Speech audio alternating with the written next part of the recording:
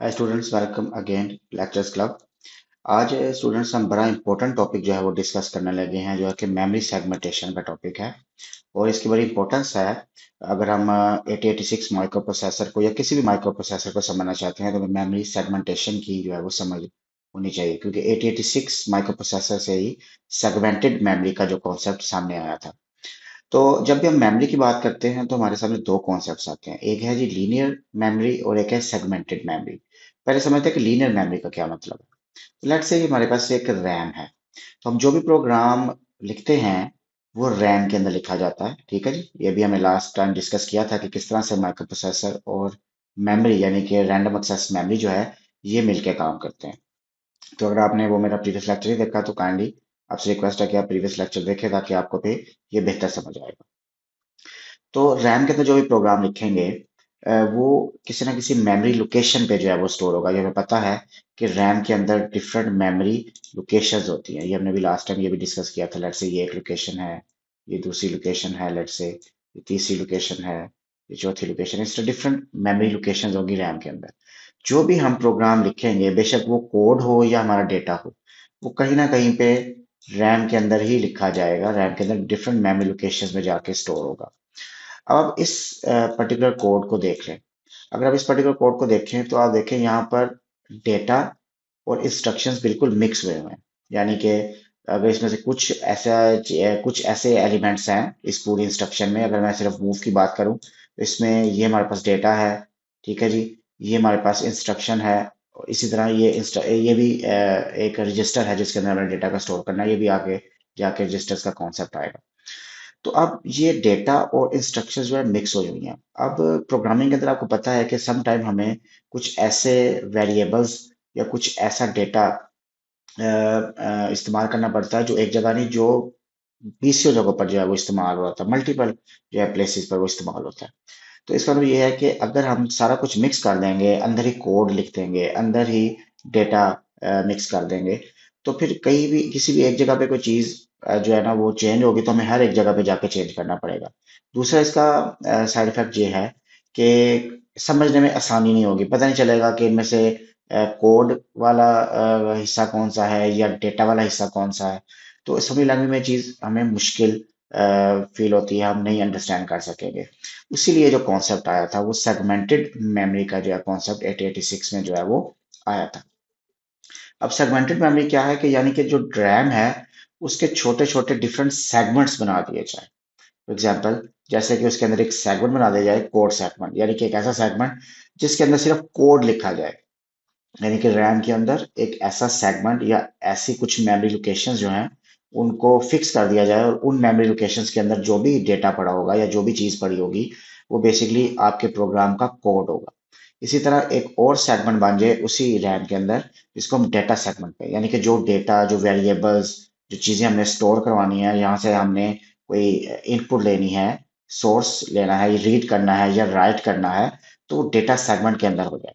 यानी कि कोड जो है वो इंस्ट्रक्शंस को चलाए, इंस्ट्रक्शंस जो है वो कोड में स्टोर हो जाए, कोड सेगमेंट में स्टोर हो जाए। और जो डेटा है जो कि इंस्ट्रक्शंस के अंदर इस्तेमाल होना है वो डेटा सेगमेंट में जो है वो यूज हो जाए। इसके अलावा एक और होता है एक्स्ट्रा सेगमेंट। ये ऑप्शनल होता है, ये फिक्स नहीं होता, लेकिन ये भी डेटा सेगमेंट के साथ ही एक्स्ट्रा सेगमेंट भी यूज होता है। डेटा सेगमेंट के साथ एक्स्ट्रा सेगमेंट, यानी कि इसके अंदर भी डेटा ही बेसिकली स्टोर होता है। और फिर होता है स्टैक सेगमेंट।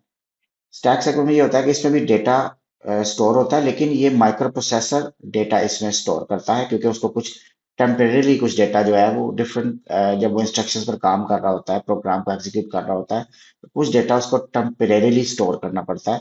तो वो स्टैक सेगमेंट में आके वो स्टोर करेगा। इसके आगे भी आगे डिटेल लेक्चर आएगा कि स्टैक सेगमेंट बेसिकली कैसे काम करता है, सीपीयू कैसे इसके अंदर डेटा को जो है वो स्टोर करता है और फिर दोबारा डेटा को यहाँ से रीड करता है। अब जो जितने भी डेटा सेगमेंट्स हैं इनके अंदर डिफरेंट मेमोरी यानी कि लोकेशंस होंगी। यानी कि एक कोड सेगमेंट के अंदर या एक डेटा सेगमेंट के अंदर या एक एक्स्ट्रा सेगमेंट के अंदर या एक स्टैक सेगमेंट के अंदर मेमोरी लोकेशंस होंगी। ठीक है जी। अब ये मेमोरी लोकेशंस जो है इनका जो साइज है वो होगा 64 केबी। यानी कि कोड सेगमेंट का जो साइज है 64 केबी का साइज होगा। इसी तरह डेटा सेगमेंट भी 64 केबी का होगा, एक्स्ट्रा सेगमेंट भी 64 केबी का और स्टैक सेगमेंट भी 64 केबी का होगा। सही है। और अब आपने ये भी चीज रखनी है कि ये कैसे जो है वो code segment, data segment, extra stack segment जो है वो जनरेट होगा। ये आप जेहन में रखें कि जो भी असेंबली लैंग्वेज का प्रोग्राम हम असेंबलर में लिखते हैं, ये असेंबलर और जो ऑपरेटिंग सिस्टम है, ऑपरेटिंग सिस्टम बेसिकली ये सेगमेंट्स को क्रिएट करता है और देन जो है वो कम्युनिकेट करता है असेंबलर के साथ। ये भी मैं आगे जाके आपको ये कॉन्सेप्ट भी डिटेल में जो है वो समझाऊंगा। तो अभी समझने का ये सिर्फ ये आपने इतना समझ लेना है कि इसके अंदर एक रैम है, रैम के अंदर डिफरेंट सेगमेंट्स में डेटा आ जाता है। अब हमारे लिए आसानी हो जाएगी, यानी कि कोड हम कोड सेगमेंट में रखेंगे, डेटा को हम डेटा सेगमेंट में रखेंगे, एक्स्ट्रा सेगमेंट में जो डेटा होगा वो होगा, और स्टैक सेगमेंट में माइक्रो प्रोसेसर जो है वो यूज करेगा इसको अपने काम के लिए। और एक सेगमेंट का साइज जो है 64 KB होगा। अब जहां से रैम के अंदर आपको पता है, रैम तो 1 MB की भी हो सकती है, रैम जो है वो 2 MB की भी हो सकती है, या 8 GB, जीबीज में, आजकल तो जीबीज में रैम आ रही है। तो रैम में जो है वो किस जगह पे कोड सेगमेंट स्टार्ट हुआ है, किस मेमोरी लोकेशन से कोड सेगमेंट स्टार्ट हुआ है, वो यानी कि वो कोड सेगमेंट का वो एड्रेस होगा, उसको बेस एड्रेस भी कहते हैं। या आगे जाके मैं समझाऊंगा कि जब फिजिकल एड्रेस हम कैलकुलेट करते हैं, जब भी हमने डेटा को रीड या राइट करना होता है, तो फिजिकल एड्रेस कैसे हम यूज करते हैं। किसी भी सेगमेंट के जो है वो बेस एड्रेस को लेते हैं, और देन हमें किस मेमोरी लोकेशन से हमने क्या चीज रीड करनी है। लेट्स से कि मैंने इस डेटा सेगमेंट में यहाँ पे इस मेमोरी लोकेशन पे 12 स्टोर है। अब मैंने इस 12 को रीड करना है। इस 12 को रीड करने के लिए मुझे दो चीजों की जरूरत है। एक तो ये डेटा सेगमेंट किस पॉइंट से स्टार्ट हो रहा है, यानी कि वो उसका सेगमेंट एड्रेस कह लें या बेस एड्रेस कह लें। दूसरा, मुझे ऑफसेट एड्रेस की जरूरत है। ऑफसेट एड्रेस का मतलब ये है कि इस मेमोरी लोकेशन पर ये जो 12 सेव है, इसका एड्रेस क्या है, यानी कि इस मेमोरी लोकेशन का एड्रेस क्या है। डेटा सेवन के अंदर जाए तो ये एक मेमोरी लोकेशन है, ये दूसरी मेमोरी लोकेशन है, तीसरी मेमोरी लोकेशन है। तो डेटा को रीड या राइट करने के लिए मुझे डेटा सेगमेंट चाहिए और उसका ऑफसेट एड्रेस भी चाहिए। अब रैम जो है वो ज्यादा बड़ी भी हो सकती है। तो लेट्स से मैं यहाँ पर 1 MB की रैम एज्यूम करता हूँ। अब ये रैम का साइज कैसे डिफाइन किया जाता है, ये मैं आपको जाके समझाऊंगा। एड्रेस बस से हम डिफाइन करते हैं कि किसी माइक्रो प्रोसेसर के साथ मैक्सिमम कितनी रैम जो है वो लग सकती है। अब 1 MB की रैम है, तो अब भी हमने देखा था कि 64 KB, 64 KB, 64 KB और 64 KB के चार सेगमेंट्स बन गए हैं। तो ये टोटल जो है 256 KB बनता है। तो अगर 1 MB की रैम हो तो 1024 मेगाबाइट्स में से सिर्फ 256 KB जो है वो इस्तेमाल में आ रहा है। तो बाकी जो है वो कहाँ पे जाएगा। जाहिर बात है कि वो भी इस्तेमाल में आ सकता है, यानी कि अगर हम एक से ज्यादा प्रोग्राम्स को रन कर रहे हैं, ठीक है, तो लेट्स से कि पहले प्रोग्राम या एप्लीकेशन ने अपना अलग से सेगमेंटेड मेमोरी बना ली, दूसरी एप्लीकेशन ने अपनी अलग से सेगमेंटेड मेमोरी बना ली, तीसरी एप्लीकेशन ने अपनी अलग से सेगमेंटेड मेमोरी बना ली, और चौथी एप्लीकेशन ने अपनी अलग से सेगमेंटेड मेमोरी बना ली। तो ये एक 1 MB रैम को इस तरह से हम अगर सेगमेंट्स में डिवाइड कर दें, तो एक तो हमारे लिए आसानी हो जाएगी जब एक से ज्यादा प्रोग्राम्स को हमने रन करना है। ऑल दो के 8086 जो है ये मल्टीटास्किंग को सपोर्ट नहीं करता, ये आगे आने वाले प्रोसेसर जो है मल्टीटास्किंग को सपोर्ट करते हैं। लेकिन मल्टीटास्किंग की एक अपॉर्चुनिटी यहाँ पे क्रिएट हो गई है, यानी कि अगर हम एक से ज्यादा एप्लीकेशंस को एक ही टाइम में रन करना चाहते हैं, तो हर एक एप्लीकेशन का डेटा और कोड और स्टैक अलग से पड़ा हुआ है। एप्लीकेशन वन का डेटा कोड स्टैक अलग से पड़ा हुआ है, एप्लीकेशन टू का जो है वो डेटा या कोड हो गया और ये स्टैक वगैरह ये अलग से पड़ा हुआ है, एप्लीकेशन थ्री का जो है वो कोड, डेटा और स्टैक अलग से पड़ा हुआ है। ठीक है, ये मिक्स नहीं हुआ हुआ, क्योंकि अगर लीनियर मेमोरी होगी तो फिर ये मिक्स हो जाएगा। अंदर ही एप्लीकेशन टू का डेटा होगा, अंदर ही एप्लीकेशन वन का, अंदर ही एप्लीकेशन थ्री का डेटा होगा, तो ये मिक्स हो जाएगा। तो सेगमेंटेड मेमोरी जो है, इसका कॉन्सेप्ट आई होप कि आपको समझ आ गया होगा।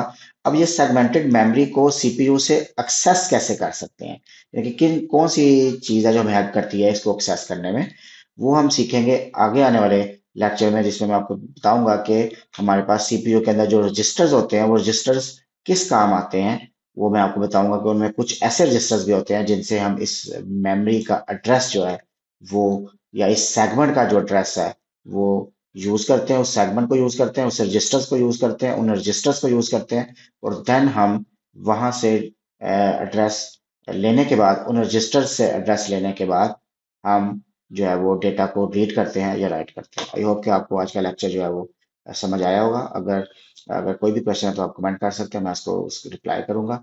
मिलते हैं अगली वीडियो में। अल्लाह हाफिज।